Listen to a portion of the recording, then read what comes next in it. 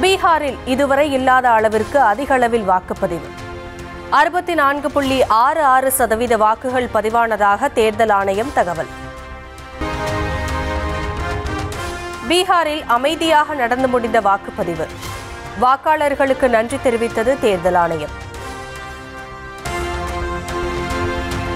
பீகார் சட்டசபை தேர்தலில் தேசிய ஜனநாயக கூட்டணிக்கு முன்னெப்போதும் இல்லாத பெரும்பான்மை கிடைக்கும்.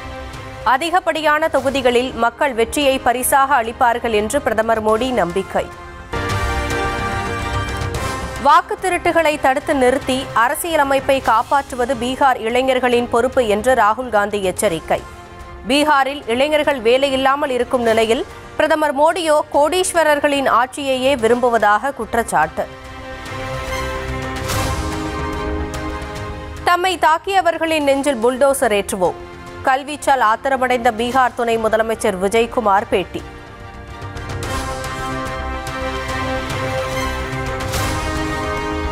தமிழ்நாட்டில் சிறப்பு தீவிர வாக்காளர் பட்டியல் சீராய்வு கொண்டு வந்த இந்திய தேர்தல் ஆணையத்திற்கு கண்டனம். வரும் 11ஆம் தேதி தமிழ்நாடு முழுவதும் திமுக கூட்டணி கட்சிகள் சார்பில் ஆர்ப்பாட்டம் நடைபெறும் என்று அறிவிப்பு.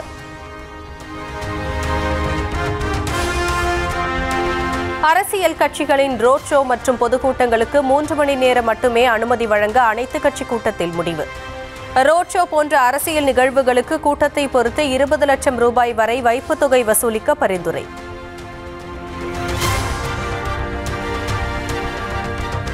போராட்டங்கள் நடத்தி போக்குவரத்திற்கு இடையூறு ஏற்படுத்தியதாக அதிமுக முன்னாள் அமைச்சர் ஆர்.பி. உதயகுமாருக்கு எதிரான வழக்குகள் ரத்து.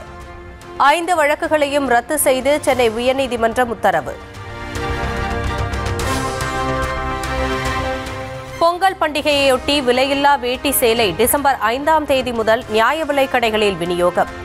முதலமைச்சர் மு.க. ஸ்டாலின் திட்டத்தை தொடங்கி வைக்க இருப்பதாக அமைச்சர் காந்தி தகவல். அதிமுக முன்னாள் அமைச்சர்கள் குறித்து உளவுத்துறை வழங்கிய ரிப்போர்ட்டை எடுத்து வரவே கொடநாடு எஸ்டேட்டிற்கு இபிஎஸ் ஆட்களை அனுப்பினார். அமமுக பொதுச் செயலாளர் டிடிவி தினகரன் பகீர் புகார். உள்ளார போய் ஜன்னலை உடைச்சி அங்கே ஒன்றும் பணம் காசு இருக்காதுன்னு எல்லாருக்கும் தெரியும். அங்கே போய் என்னத்தை ஃபைலை தேடினாங்கல்ல, அது யார்? ஏன்னா அம்மா அவர்கள் ஆட்சி காலத்தில் இது ஸ்பெஷல் பிரான்ச்சிலேருந்து ஐஜி இன்டெலிஜென்ஸ் இல்லை டிஜிபி இன்டெலிஜென்ஸ்லேருந்து வர்ற ஃபைல்லாம் எம்எல்ஏக்களை பற்றி, கட்சியில் உள்ள மாவட்ட செயலாளர்கள், மந்திரிகள் பற்றிய அம்மா கேட்டிருக்க ரிப்போர்ட்டெல்லாம் போயஸ் கார்டனில் இருக்கும். நான் நிறையா கிழிச்சு போட்டிருக்கேன். நானும் டாக்டர் வெங்கடேஷும் அம்மா ரூமில் இருந்தாலும் கிழிச்சு போட்டோம். ஏன்னா அவர்கள்லாம் அவர்களுடைய வாழ்க்கைக்கே அது நாங்கள் அது மாதிரி பிளாக்மெயிலர் கிடையாது. சசிகலா கூறியதன் பேரில் உளவுத்துறை ஆவணங்களை முன்கூட்டியே கிழித்து கொளுத்தியதாகவும் டிடிவி தினகரன் பேட்டி. போயஸ் கார்டனில் உள்ள ஜெயலலிதாவின் அறையில் ஆவணங்கள் இருந்தது தெரியாமல் கொடநாட்டிற்கு சென்று இபிஎஸ் ஆட்கள் தேடியதாக கிண்டல். இன்டெலிஜென்ஸ் அனுப்ப வேண்டிய இது இல்லை, அது அங்கே இருந்தது. அது அம்மா ரூமில் இருக்கும். நாங்கள் பழைய இதுலலாம் பார்த்துருக்கேன். அம்மாவே கொடுப்பாங்க, இந்த பாருப்பா அப்படின்னு சொல்லி சிரிச்சிட்டு கொடுப்பாங்க. அவங்களுக்கு வரும் அந்த பச்சை கவரும்பாங்க. அதில் உள்ளதெல்லாம் ஃபைலில் வச்சுருந்ததில் நான் பார்த்துட்டு, ஏன்னா அக்கா இல்லை அதெல்லாம் என்னன்னு பார்த்து கிழிச்சு போடுங்க தமிழ், வேறு யாரையும் நம்ப முடியாது. நாங்கள் 2 பேர் படிச்சுட்டு சிரிச்சிட்டு எல்லாத்தையும் ஷட்டரில் போட்டு அடித்து அப்புறம் கொளுத்தி போட்டோம். அது பாவம் பழனிசாமி அங்கே போய் தேடிட்டு இருந்தார். அது காரணம் நான் ஏதாவது வெளில விட்டுருவேன், என்னை என்னோட கைதுக்கு காரணமாக இருக்குவேன், நான் கட்சியை விட்டு நீக்கிட்டு. உண்மை தான். கோவையில் காரில் வந்த கும்பல் வலுக்கட்டாயமாக இளம்பெண்ணை ஏற்றி சென்றதாக பரபரப்பு புகார்.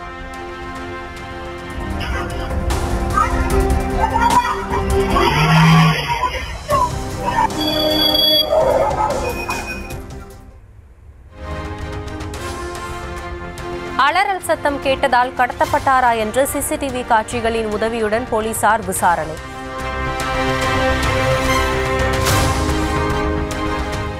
கரூர் நெரிசல் சம்பவம் பற்றி மேலும் 11 பேரிடம் விசாரணை நடத்தியது சிபிஐ. ஆம்புலன்ஸ் உரிமம், வாகனம் நிறுத்தப்பட்ட இடம் குறித்து ஓட்டுநர்கள் மற்றும் உரிமையாளர்களிடம் சரமாரி கேள்வி. சென்னையில் முதலமைச்சர் உட்பட அரசியல் கட்சி தலைவர்களின் வீடுகளை குறிவைத்து வெடிகுண்டு மிரட்டல். 8 இடங்களுக்கு விடுக்கப்பட்ட மிரட்டல் வெறும் புரளி என்பது சோதனையில் அம்பலம். தமிழகத்தில் டிரான்ஸ்பார்மர்கள் கொள்முதல் செய்ததில் அரசுக்கு 397 கோடி ரூபாய் இழப்பு ஏற்படுத்தியதாக செந்தில் பாலாஜி மீது எழுந்த புகாரில் விசாரணை தொடக்கம். அரசின் அனுமதியை பெற்று ஆரம்பகட்ட விசாரணை துவங்கப்பட்டுள்ளதாக சென்னை உயர்நீதிமன்றத்தில் லஞ்ச ஒழிப்புத்துறை தகவல். நவம்பர் மாதத்திற்கு 13.78 டிஎம்சி நீரை தமிழகத்திற்கு வழங்க வேண்டும். கர்நாடகாவிற்கு காவிரி மேலாண்மை ஆணையம் உத்தரவு. தாம்பரம் அருகே டிப்பர் லாரி மற்றும் மினி வேன் பழுதாகி நின்றதால் போக்குவரத்து பாதிப்பு. ஜிஎஸ்டி சாலையில் 3 கிலோமீட்டர் தூரத்திற்கு அணிவகுத்து நின்ற வாகனங்கள். சாத்தூர் தொகுதி அதிமுக முன்னாள் எம்எல்ஏ ராஜவர்மன் மீதான ஆள்கடத்தல் மற்றும் மிரட்டல் வழக்குகளில் போலீஸ் விசாரணைக்கு இடைக்கால தடை. இடையீட்டு மனுவுக்கு பதிலளிக்க காவல்துறைக்கும் ராஜவர்மனுக்கும் சென்னை உயர்நீதிமன்றம் உத்தரவு.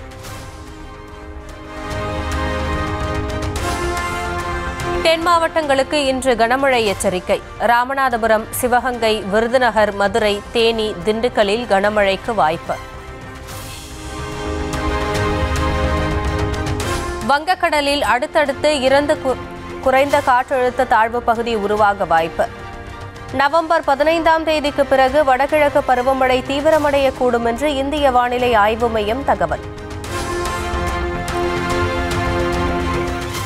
இன்று முதல் செயல்பாட்டிற்கு வருகிறது நிசார் செயற்கைக்கோள். 12 நாட்களுக்கு ஒருமுறை புவியை ஆய்வு செய்து பயனுள்ள தகவல்களை வழங்கும் என்று இஸ்ரோ தலைவர் உறுதி.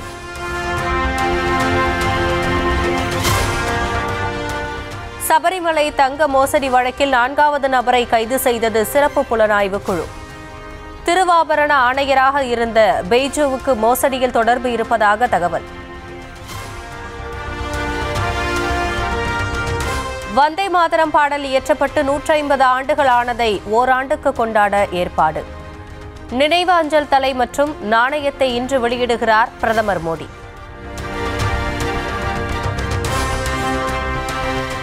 தேசிய உணர்வை வலுப்படுத்தும் வந்தே மாதரம் பாடலின் 150வது ஆண்டு விழாவையொட்டி பாஜகவினர் தீப்பந்தங்களை ஏந்தி பிரம்மாண்ட பேரணி. ராஜஸ்தானின் ஜெய்ப்பூரில் கண்கவர் வான வேடிக்கையுடன் களை கட்டிய கொண்டாட்டம்.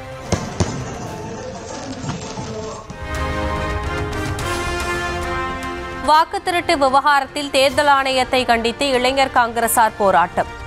பெங்களூருவில் போராட்டம் நடத்தியவர்கள் வலுக்கட்டாயமாக கைது செய்யப்பட்டதால் பரபரப்பு. டெல்லி ஜவஹர்லால் நேரு பல்கலைக்கழக மாணவர் சங்க தேர்தலில் இடதுசாரி கூட்டணி வெற்றி. தலைவர், பொதுச் செயலாளர் உள்ளிட்ட 4 பதவிகளையும் கைப்பற்றியதால் ஏபிவிபி அதிர்ச்சி.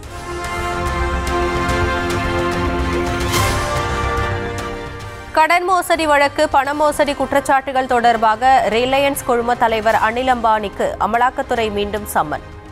வரும் 14ஆம் தேதி விசாரணைக்கு ஆஜராகுமாறு உத்தரவு.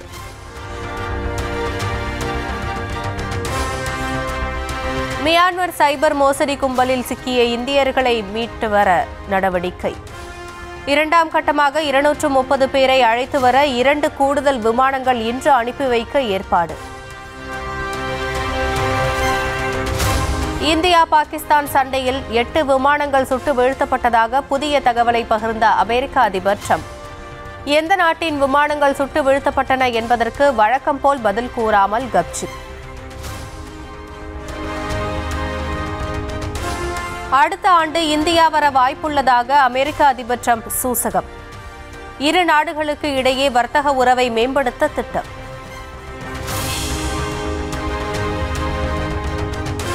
ட்ரம்ப் பதவியேற்ற பின் குடியேற்ற கட்டுப்பாடுகளை தீவிரப்படுத்தி வரும் அமெரிக்கா. 10 மாதங்களில் 80,000 பேரின் விசாக்கள் ரத்து செய்யப்பட்டதாக அதிர்ச்சி தகவல். ஆஸ்திரேலியாவின் கிறிஸ்துமஸ் தீவில் அமையும் கூகுள் டேட்டா மையம். செயற்கை நுண்ணறிவுக்கான டேட்டா மையத்தை அமைக்கிறது கூகுள் நிறுவனம்.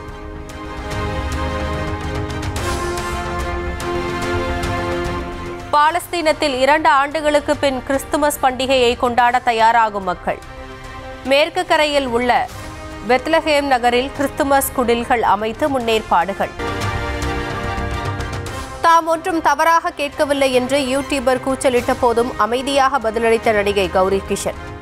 உங்களிடம் மோடி ட்ரம்ப் பற்றியா கேள்வி எழுப்ப முடியும் என்று யூடியூபர் அநாகரிகமான கேள்வி.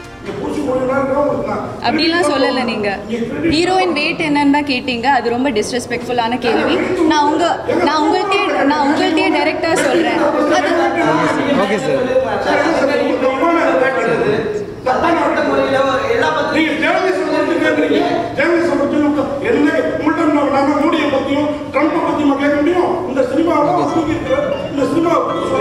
அவர் சொல்லி முடிக்கட்டும் நான் பேசுகிறேன். அநாகரிகமாக கேள்வி கேட்ட யூடியூபரை தனி ஆளாக வெளுத்து வாங்கிய நடிகை கௌரி கிஷன் கேள்வி தவறு என்று தைரியமாக பதிலளித்ததோடு பத்திரிகையாளர் துறைக்கு அவமானத்தை கொடுக்கிறீர்கள் என்று ஆவேசம். அவங்க வெயிட் என்ன, அவங்களை எப்படி தூக்குனீங்க, நெக்ஸ்ட் நீங்க வேற என்னெல்லாம் கேட்பீங்க, நீங்க இப்படி செக்ஷுவலைஸ் பண்றீங்க ஒரு ஃபீமேல் கேரக்டர்ஸை, அது எப்படி கரெக்டா இருக்கும்? என்ன அது நீங்க இங்கிலீஷ்ல கேட்டீங்க என்ன வெயிட்னு, என்ன எனக்கு தமிழ் தெரியாது, நான் இங்க தான் படிச்சது. அப்படி just because I not Ron எனக்கு எல்லாம் தெரியும். இது ஜர்னலிசமே இல்ல. ஃபர்ஸ்ட் ஆஃப் ஆல் நீங்க பண்றது ஜர்னலிசமே இல்ல. உங்க ப்ரொஃபஷனுக்கு அது ஒரு டிஸ்கிரேஸ். பத்திரிகையாளர் சந்திப்பில் யூடியூபர்களால் டார்கெட் செய்யப்படுவதாகவும் உருவகேலி செய்வதாகவும் நடிகை கௌரி கிஷன் வேதனை. தம்மை சுற்றி ஆண்கள் பலர் இருந்தும் எல்லை மீறிய யூடியூபர்களை வேடிக்கை பார்த்ததாக ஆதங்கம். உங்களுக்கே சொல்றேன், அது ஒரு ஸ்டூபிட் क्वेश्चन தாங்க. அது என்ன கேள்வி அது சார்? நீங்க அது என்ன கேள்வி? நான் ரொம்ப ரெஸ்பெக்ட்ஃபுல்லா கேக்குறேன் சார். நான் உங்களை ரொம்ப ரெஸ்பெக்ட்ஃபுல்லா பேசுறீங்க, நீங்க கத்துறீங்க என்கிட்ட. I am the only woman in this place. இப்படி கத்துறாரு இவ்வளோ there is no woman here. I am being targeted just because I am a woman. நீங்க ஒரு பொம்பளை அந்த ஒரு பேசிக் ரெஸ்பெக்ட் காமிக்காம என்ன வெச்சு கத்துறீங்க நீங்க. நான்காவது T20 கிரிக்கெட் போட்டியில் 48 ரன்கள் வித்தியாசத்தில் இந்திய அணி வெற்றி. ஆஸ்திரேலியாவுக்கு எதிரான தொடரில் 2-1 என்ற கணக்கில் இந்தியா முன்னிலை.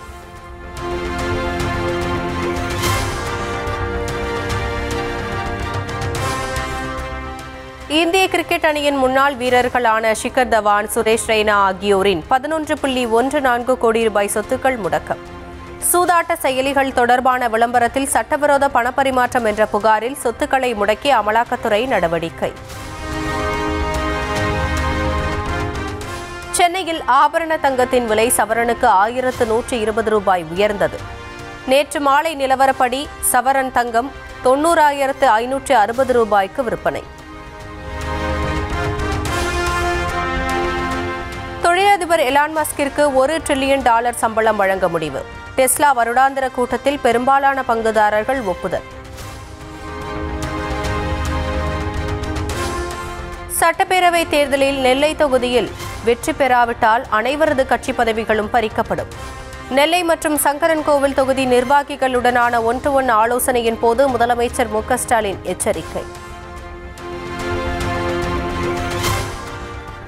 அன்புமணியை மத்திய அமைச்சராக்கியது முதல் தவறு, கட்சித் தலைவராக்கியது இரண்டாவது தவறு என்று ராமதாஸ் பேச்சு. அடிதடி வன்முறை என்று அருவருக்கத்தக்க வகையில் அன்புமணி கும்பல் செயல்படுவதாகவும் சாடல். சில தவறுகளை அரசியலிலே நான் செய்தது உண்டு.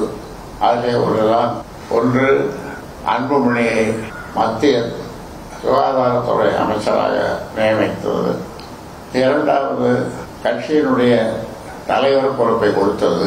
இதெல்லாம் இப்படி பல தவறுகளை செய்து வந்த போது இப்பொழுது அமைதியாக பாட்டாளி மக்கள் கட்சியை நடத்தி கொண்டிருக்கும் போது அதிலே ஒரு பிளவு இருக்கிறது, ஏற்பட்டிருக்கிறது என்று பொதுமக்கள் பிற கட்சியினர் நினைக்கிற அளவிற்கு அவருடைய பேச்சும் செயலும் அருவருக்கத்தக்க அளவு அமைந்திருக்கிறது.